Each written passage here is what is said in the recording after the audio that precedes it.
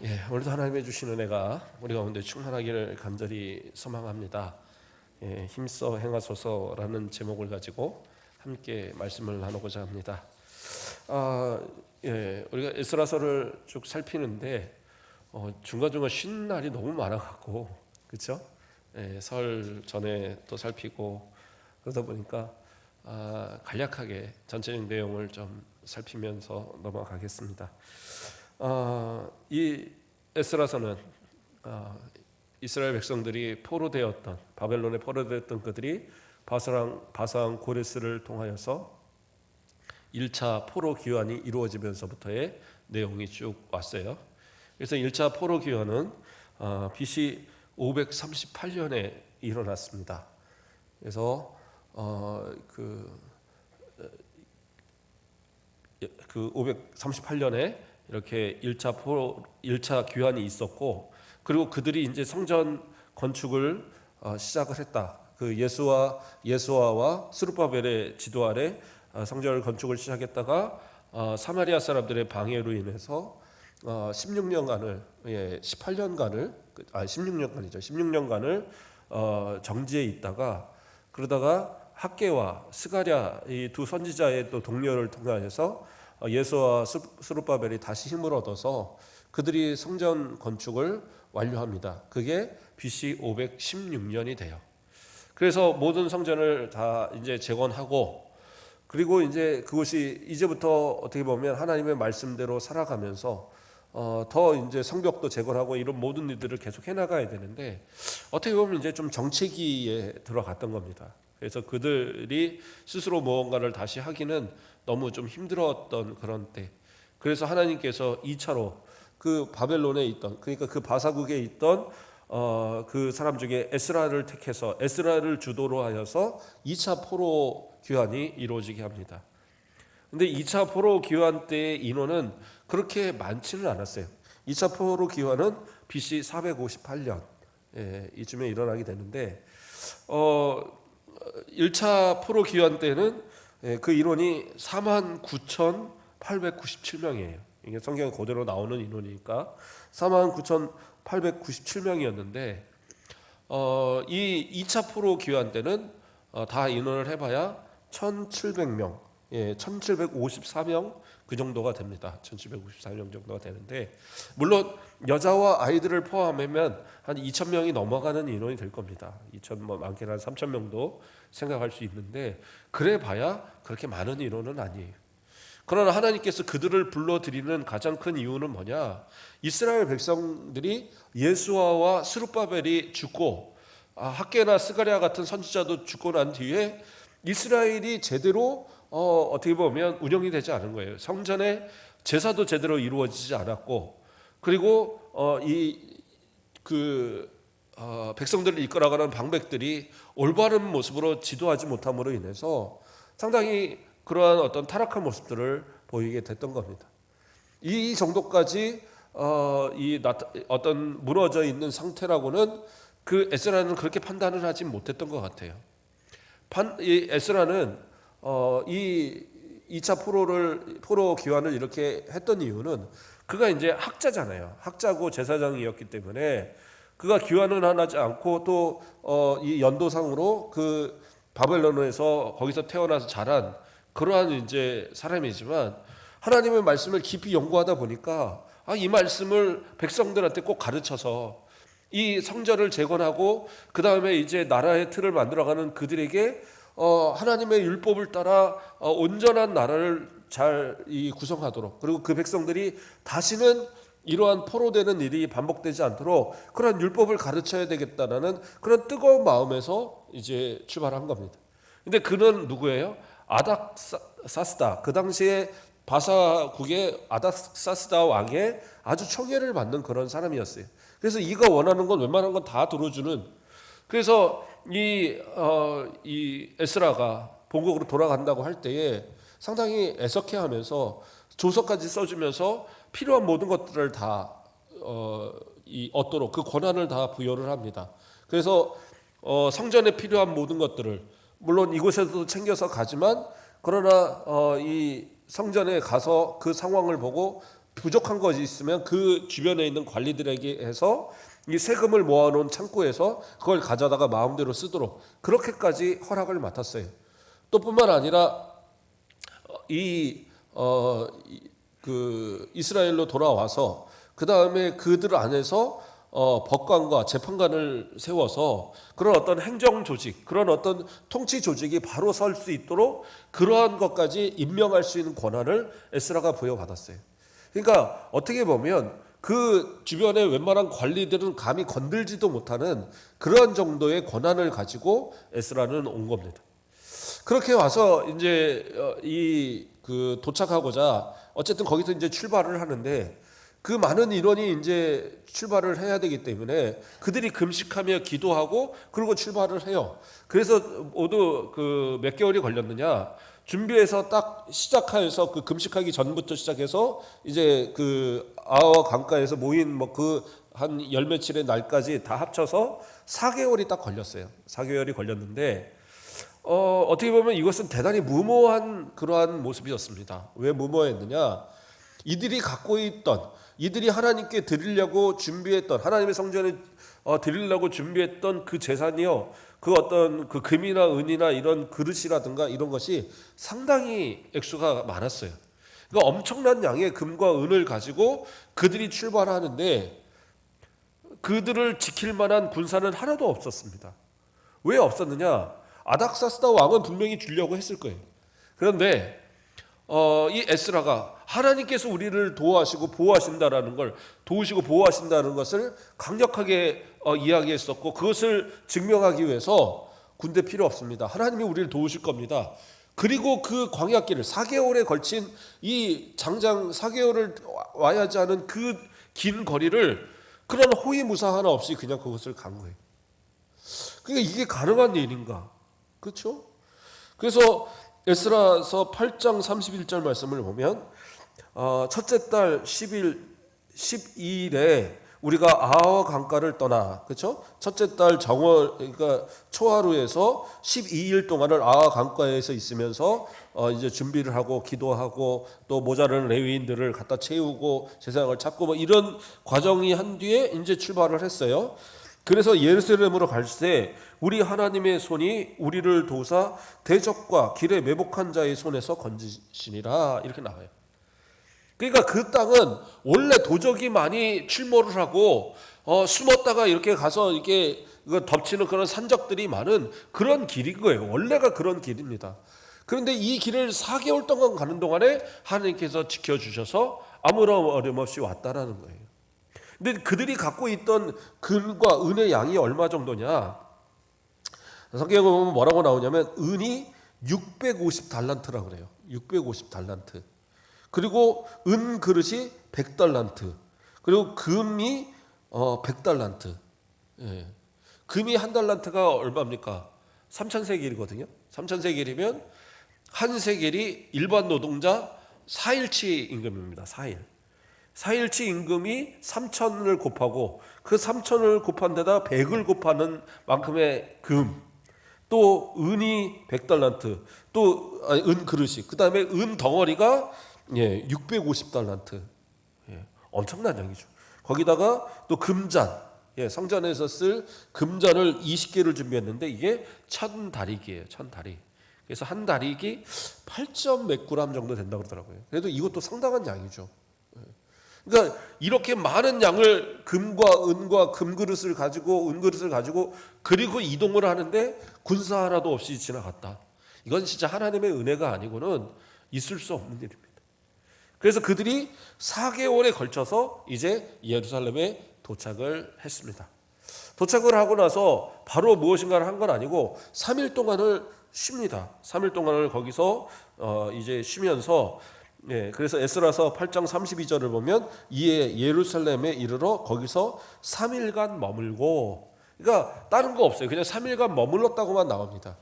그러니까 4개월 동안의 그런 어떤 긴 여정이었기 때문에 어떤 머물 곳을 찾고 또 뭐 정착해야 될 곳을 찾고 하는 그런 시간들을 좀 가졌을 것 같아요. 그리고 좀 쉬고, 또 에스라 같은 경우에는 지금 이 상황을 좀 파악을 해야 되잖아요. 전체적인 상황이 지금 백성들의 상황이 어떤지 성전의 상황이 어떤지를 한 3일 동안 미리 좀 챙겨봤던 것 같아요. 그리고 와서 4일째 가서 이제 성전으로 찾아갑니다.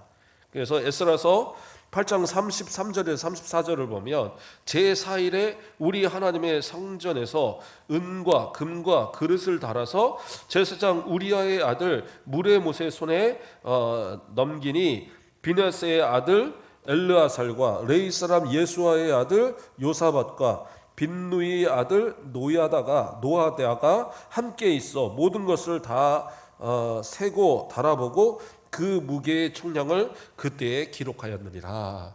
그러니까 이제 사흘째 가서 갖고 왔던 모든 은근과 그릇을 다 이제 넘겨준 거예요. 그러니까 이게 얼마나 많은 양이겠어요. 그러니까 그래도 그것을 정확하게 여기 위해서 성전 장부에 다 기록을 하고 그리고 그것을 성전 창고에다가 다 보관을 하도록 넣은 겁니다. 그 책임자가 누구냐? 여기서 보면은 제사장 우리아의 아들 무레못 이렇게 나옵니다. 그러면 이 무레못 이것은 우리가 이제 어쨌든 강해하면서 가는 거니까 우리가 상식적으로 좀 알아봐야 될 부분인데 이 무레못에 대해서 에스라서 2장 61절에서 63절 우리가 이제 쭉 그 인원들에 대해서는 자세하게 보지 않았었는데 거기서 보면은 뭐라고 나오냐면 학고스의 자손 이 학고스의 자손 하비야와 바르실라의 자손과 더불어 제사장의 계보 중에 이름을 찾을 수 없어서 제사장의 직분을 행하지 못하고 대제사장이 세워 우림과 두빔으로 그들이 제사장으로 활동할 수 있는지를 판결하기 전까지 지성물도 먹지 못하게 하였더라 이렇게 나왔거든요. 이게 무슨 말이냐면 여기에 보면 학고스의 손자 그러니까 학고스의 자손 이렇게 나오거든요. 근데 그러면 이 학고스의 자손을 왜 제가 좀 읽었느냐? 그 느헤미야서 3장에 가보면 이 다음에 이제 우리가 앞으로 살펴볼 느헤미야서 가면 성벽을 재건하는데 그때 같이 투입되었던 그 제사장의 무리들 가운데에 뭐가 나오냐면 그 다음은 학고스의 손자 우리아의 아들 무레못이 중수하였고 이렇게 나오거든요.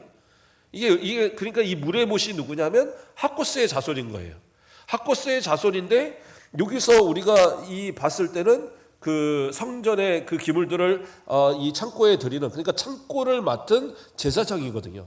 창고를 맡은 제사장인데 앞서서 2장에서는 이 에스라 2장에서 뭐라고 나오냐면 학고스의 이 후손인 이 무레의 아들 그러니까 이 우리아의 아들 이 무레아가 그러니까 이 학고스의 자손이 성전의 제사장 명부에 있지 않는 거예요.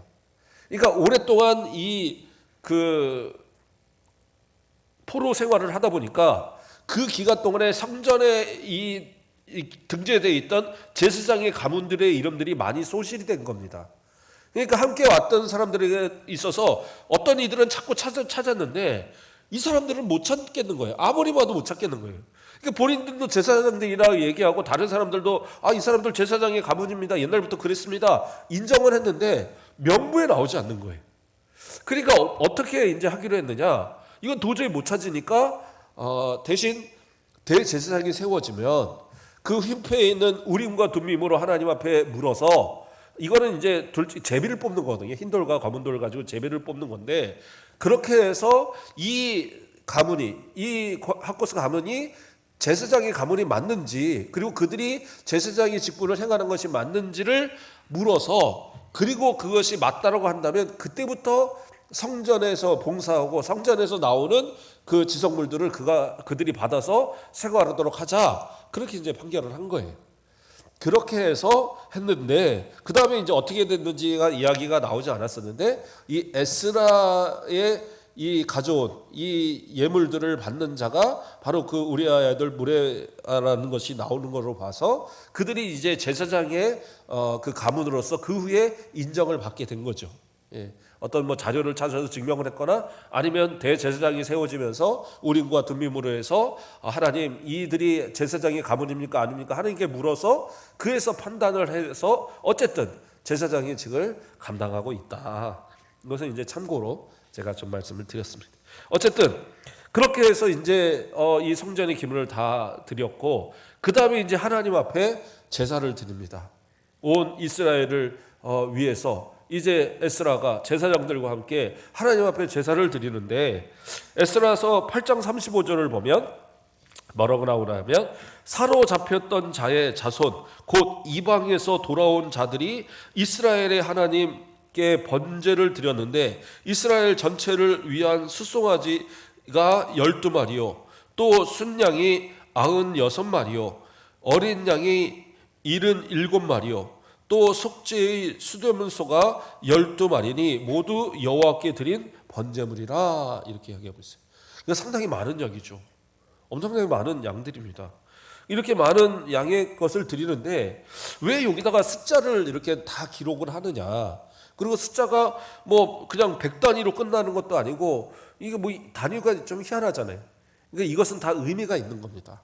그래서 학자들이 이것을 의미를 푸는데, 기본적으로 10이라는 단어는 뭐예요? 12지파를 얘기하는 거죠. 그래서 이 숫송아지 12마리, 이건 뭐냐? 12지파를 상징하는 겁니다. 마찬가지로 수양 96마리도 뭐냐? 12지파를 또 상징하는 거예요. 뭐냐면 12에다가 8을 곱한 수. 그래서 마찬가지로 96이 떨어지게 그렇게 만든 거예요.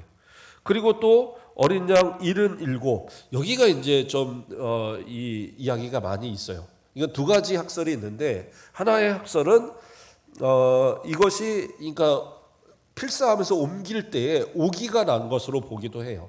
그래서 다른 번역서들 가운데는 이것을 77이 아니라 72로 이렇게 해석하기도 합니다. 그래서 12의 배수로 72이 나오도록. 그렇죠?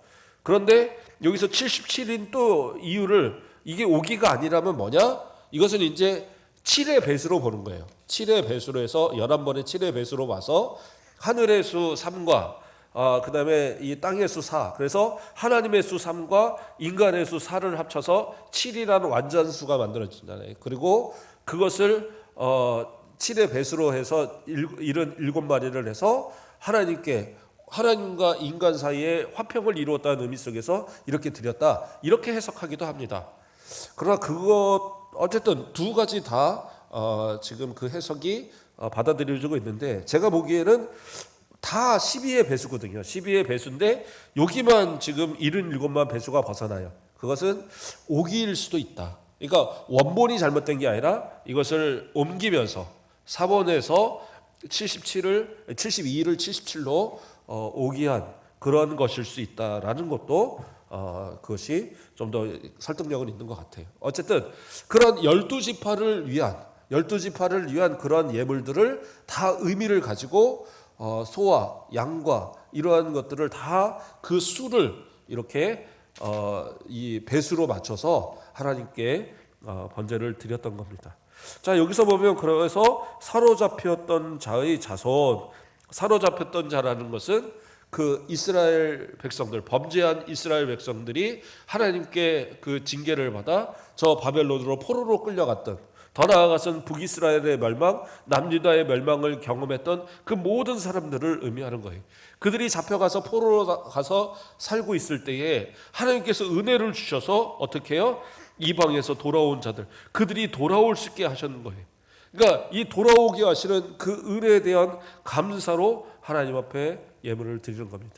그래서 이 말을 굳이 사로잡혔던 자의 자손, 그리고 이방에서 돌아온 자들, 이렇게 표현하는 이유는 다시는 이러한 죄악들이 반복되지 않고 하나님께 온전한 신앙의 모습을 살겠다는 그러한 각오를 나타내는 그러한 제물인 거예요. 단순히 그냥 2차 포로에서 온 사람들이 하나님 앞에 드린 게 아니라 1차의 포로에 왔던 사람들까지 전체, 이스라엘 지금 현재 모인 모든 전체를 위해서 하나님께 드리는 그런 제사를 에스라의 주관 아래 지금 제사를 드렸던 겁니다. 자, 그리고 이제 이 제사를 마치고 아닥사스다 왕에게 받았던 조서를 그 인근에 있는 관리들에게 다 보냅니다.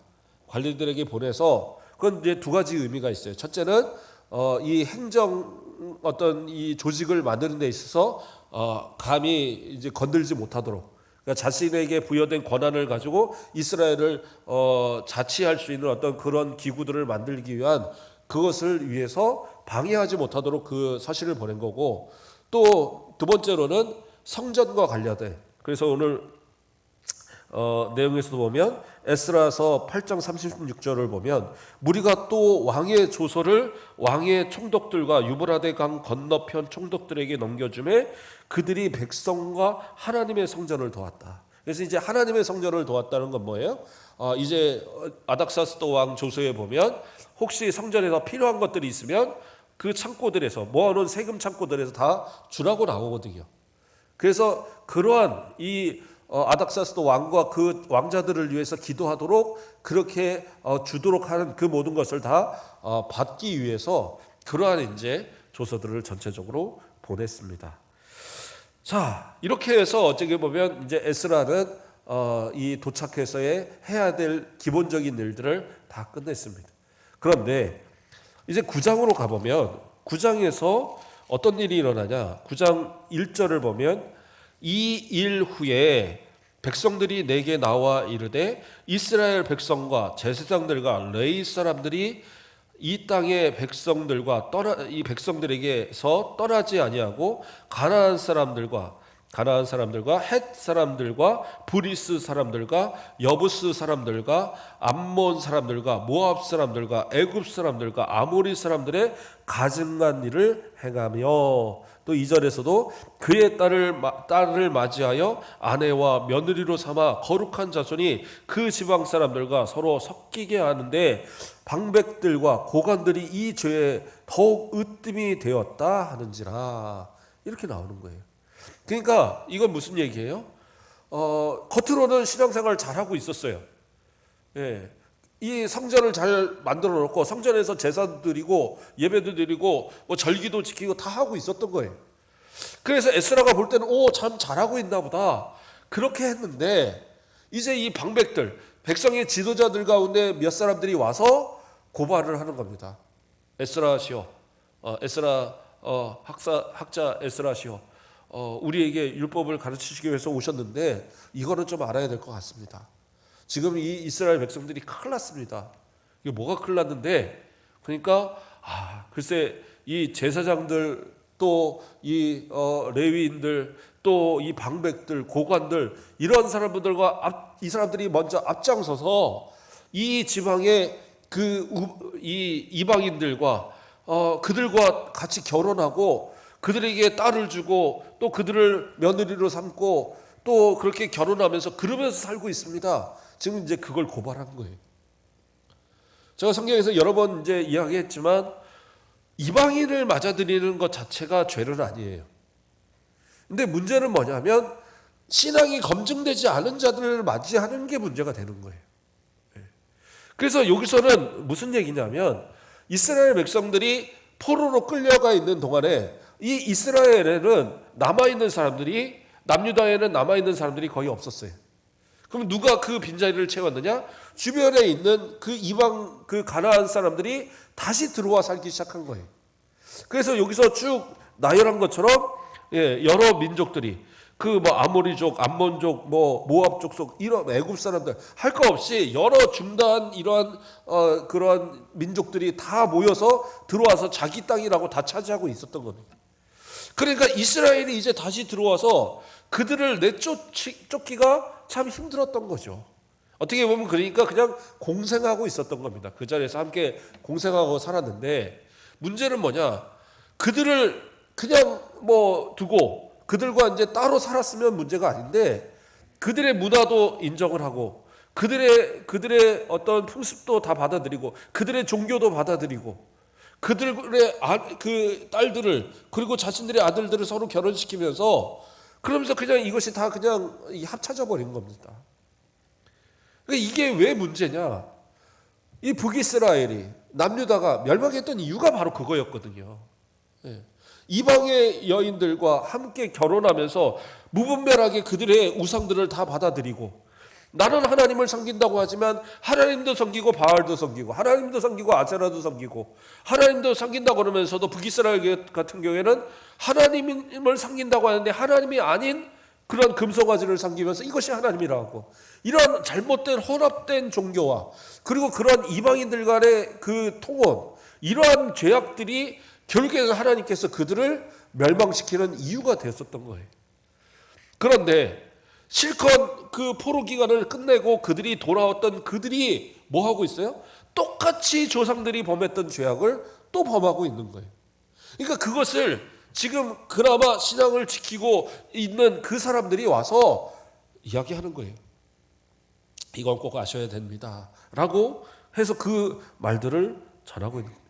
그러니까 이 말을 들을 때 그때서야 이제 실정을 아는 거예요. 바벨론에 있을 때, 그 바사국에 있을 때는 그 내용을 들어서 그것이 뭐 이런가 잘 몰랐어요. 잘 몰랐는데 가서 말씀만 열심히 잘 가르치면 되겠지. 성전도 다 만들어지고 이제 내가 정말 연구한 이 말씀을 가져가서 하나님께서 주신 이 뜨거운 마음을 가지고 전하면 되겠지. 그리고 갔는데 그게 아니더라는 거예요. 완전히 다 망가지고 이런 상황. 그래서 도착해서 3일 동안도 지켜보면서도 몰랐어요. 하나님 앞에 사흘째 가서 그 제사를 드릴 때도 몰랐어요. 제사 다 끝내고 나서 몇 사람들이 와서 고발할, 그때 가서 알게 된 거예요. 이 실적을. 그러니까 이가 어떻게 합니까?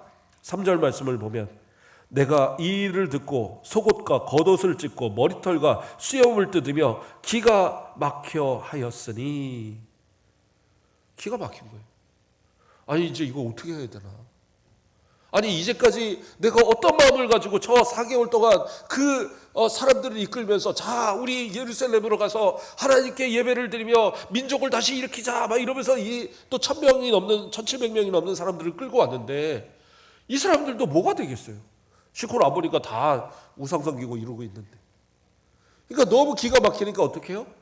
옷도 찢어버리는 거예요. 막 찢어내고 머리털을 뽑고 아침부터 저녁 저녁 소재 드리는 그 시간까지 그냥 울며 불며 통곡하며 하나님 앞에 기도를 합니다. 그래서 9장에서의 내용들은 그런 기도의 내용들이 이제 쭉 이어져요. 그래서 그 기도의 내용이 어떤 내용이냐? 9장에 있는 내용을 제가 간략하게 설명을 해드리겠습니다. 먼저는 이스라엘이 지었던 그런 죄악으로 인해서 하나님 앞에 기도하면서 뭐라고 그러냐? 6절 말씀을 보면 말하기를 나의 하나님이여 내가 부끄럽고 낯이 뜨거워서 감히 나의 하나님을 향하여 얼굴을 들지 못하오니 우리 죄악이 많아 정수리에 넘치고 우리 허물이 커서 하늘에 미침입니다. 기도를 하는데 손을 들고 그 옷을 찢고 막 울며 통곡하며 하나님 앞에 기도를 하는데 감히 얼굴을 못 들겠다는 거예요.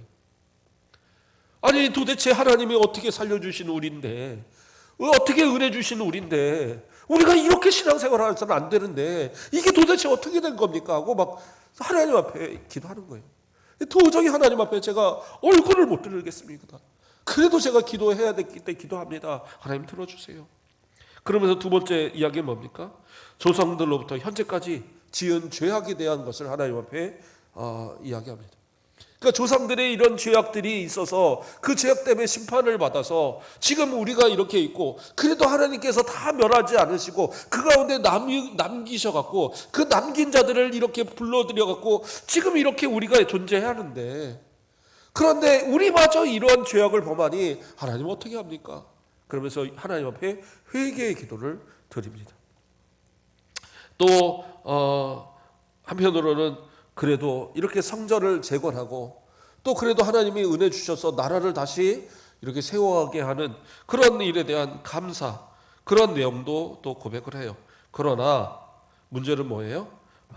이러한 통혼하고 또 우상을 받아들이고 하는 이러한 모습들이 계속됨을 인해서 결국에는 하나님 앞에 은혜를 구할 수 있는 그런 존재가 아닌, 과거 멸망에 당했던 그들과 똑같은 그런 존재가 되고 말았다는 사실을 하나님께 고백하면서 하나님께 용서를 구하는 그런 기도를 드리고 있는 겁니다. 이러한 기도, 성경에는 간략하게 6절부터 해서 쭉 해서 15절까지 그런 내용들이 쭉 나오는데, 이거를 언제까지 한 거냐?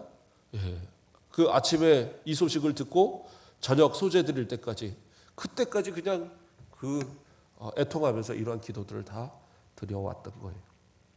자, 그리고 10장으로 넘어가서 이제 그겁니다. 에스라가 하나님의 성전 앞에 엎드려 울며 기도하고 죄를 자복할 때에 많은 백성이 크게 통곡하며 이스라엘 중에서 백성의 남녀와 어린 아이의 큰 무리가 그 앞에 모인지라. 에스라가 그렇게 통곡하는 소리들이 이제 들려지기 시작하는 거예요. 에스라가 왜 운대? 에스라가 왜 통곡을 한대? 우리의 죄 때문에 그런데. 우리가 그 이런 죄들이 있어서 그것 때문에 지금 저렇게 운대. 그러니까 어떻게 해요? 그 에스라와 함께 기도하고자 하는 자들이 모이기 시작한 거예요. 그들이 모여서 같이 기도하면서 그 에스라 앞에 모이는 거예요. 그랬을 때 그 가운데 한 사람, 2절 말씀을 보면 엘람 자손 중에 여이엘의 아들 스가냐가 에스라에게 이르되, 그러면서 뭐예요? 이 스가냐가 하는 말이 우리는 아직 소망이 있습니다. 당신이 이야기해서 우리를 지도하시면 지금 저 고관들, 저 방백들, 저 제사장들 분명히 다 내보낼 겁니다. 이방 그 여인들 다 내보내고 그 자녀들도 다 내보내고 분명히 그렇게 할 수 있습니다. 아직 소망이 있습니다.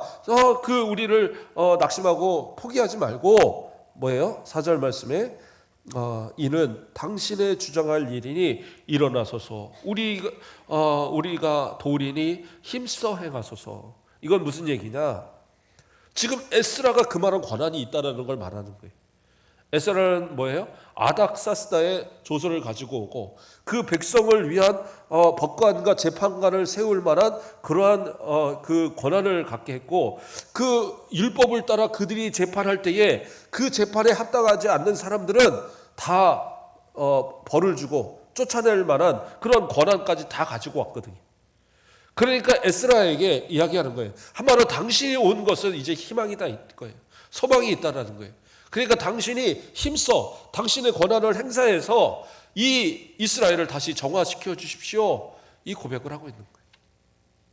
어떻게 보면 그 당시에 그래도 남아있는 신앙의 어떤 그룹토기와 같은 그런 남은 자들이 있었던 겁니다.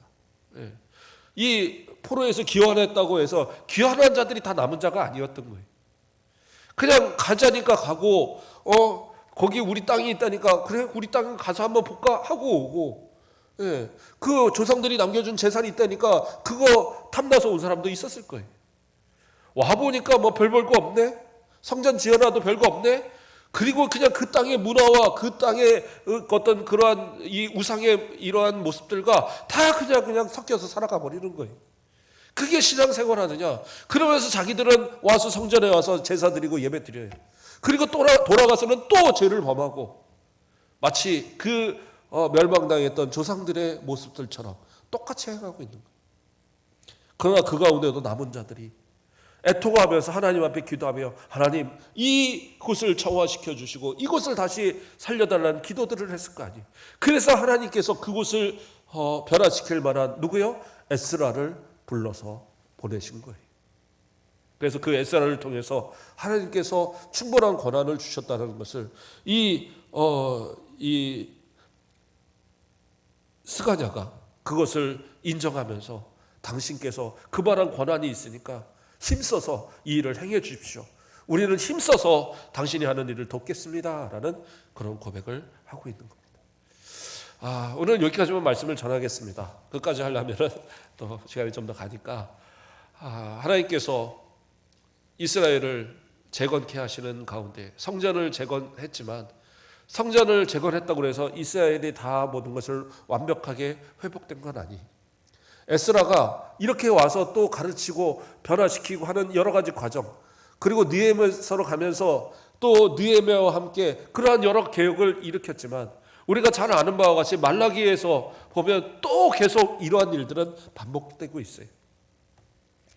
세상 가운데 많은 유혹이 있고 세상에 많은 문화가 좋아 보이고 또 세상에 어떤 성공하고자 하면 적당히 타협해야 되는 많은 것들이 있다라고 말할 수도 있어요. 그러나 하나님의 사람들은 그렇게 살아서는 안 돼요. 그것은 하나님이 원하시는 일이 아니고 성경에 많은 이들이 그렇게 살다가 하나님 앞에 책망받고 멸망받았어요. 우리는 어떻게 해요?